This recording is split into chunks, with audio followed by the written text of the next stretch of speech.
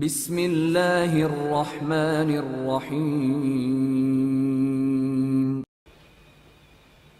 Zikir rukuk dan sujud. Zikir rukuk dan sujud. Bila kita rukuk, baca apa? Subhana rabbiyal azim. Dalam riwayat Baihaqi ada sebut wa bihamdih.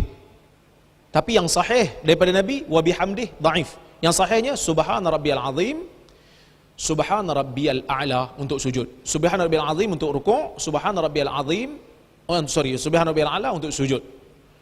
Berapa kali? Berapa kali? 3. 4 kali boleh? Nabi kata paling kurang 3 kali. Saya biasa buat 4 kali. Sebab tu kita kena baca hadis bagi habis. 3 kali itu paling kurang. Ada seorang sahabat dalam hadis yang sahih, dia kata Nabi punya rukuk, sujud, Nabi punya rukuk, Nabi punya sujud dan Nabi punya qiyam, panjangnya lebih kurang sama.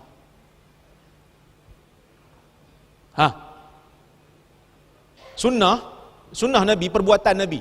Taklah wajib, tak, tapi sunnah ni. Kan kita nak bincang sifat salat Nabi kan. Sunnahnya bila kita qiyam kita sama panjang dengan rukuk kita, sama panjang dengan sujud kita. I'tidal pun sama. I'tidal pun sama panjang. Tapi biasanya kita rukuk sekejap kan. Sujud pun i'tidal lagi sekejap. Imam tu baca doa panjang sikit waktu i'tidal. Dia kata imam ni mati ke apa? Lambat kan ni? Tak, sunnah bagi panjang sikit. Tapi jangan panjang sangat, panjang sikit lah. Biar sama macam orang bila tengok kita punya qiyam, sujud, rukuk kita nampak macam seimbang. Okey? Baik. Selain daripada tu, saya sebut tadi, pasal apa nak buktikan Nabi buat lebih pada 3 kali? Sebab kalau Nabi baca surah yang panjang dalam qiyam, dah tentulah rukuk dia pun panjang. Bila rukuk panjang nak baca apa? Bacalah zikir tu berulang-ulang kali. Dan juga dalam sujud pun bacalah zikir tu berulang-ulang kali. Bukan 3 kali je, lebih pada tu. Nabi sebut dalam hadis paling kurang 3 kali. Lebih pada tu boleh. Tapi adakah itu saja lafaz untuk rukuk dan sujud? Tidak. Ada lagi lafaz yang lain.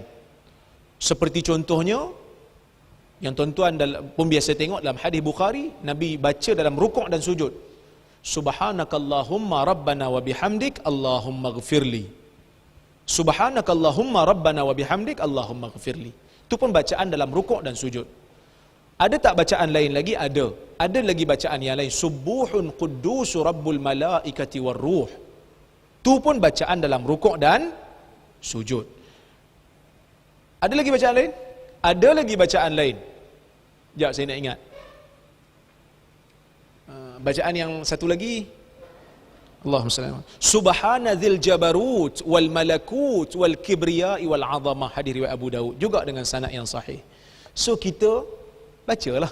Bila imam tu rukuk panjang sikit, sujud dia panjang sikit, kita pelbagaikan bacaan. Pelbagaikan bacaan. Boleh tak doa dalam rukuk? Biasa orang doa dalam sujud kan. Imam rukuk panjang pula. Boleh tak doa? Boleh. Kerana dalam hadis Nabi doa dalam rukuk. Subhanakallahumma rabbana wa bihamdik Allahumma ghfirli. Allahumma ghfirli, ya Allah ampunkan dosa saya. Nabi baca dalam rukuk dan Nabi baca dalam sujud. Yang bezanya zikir rukuk dengan sujud ni subhana rabbiyal a'la dengan subhana rabbiyal azim. Yang saya baca tadi, baca dalam rukuk boleh, baca dalam sujud boleh. Selain daripada tu.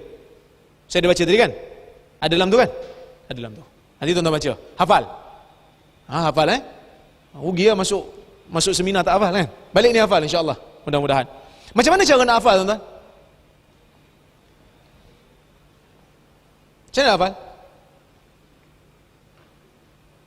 Cara nak hafal kena buat. Tampal ni, ambil slide ni, tampal dekat tempat kita solat. Jangan tinggi sangat, bawah sikit. Sebab kita nak baca waktu sujud dan rukuk kan. Jadi sebelum nak sujud tu turun tu, tengok. Okey. Ataupun letak kat bawah. Kita bacalah. Bila kita baca 3 kali, 4 kali dalam solat, takkan tak apa lagi. Kan? Bila kita buat, insya-Allah boleh hafal.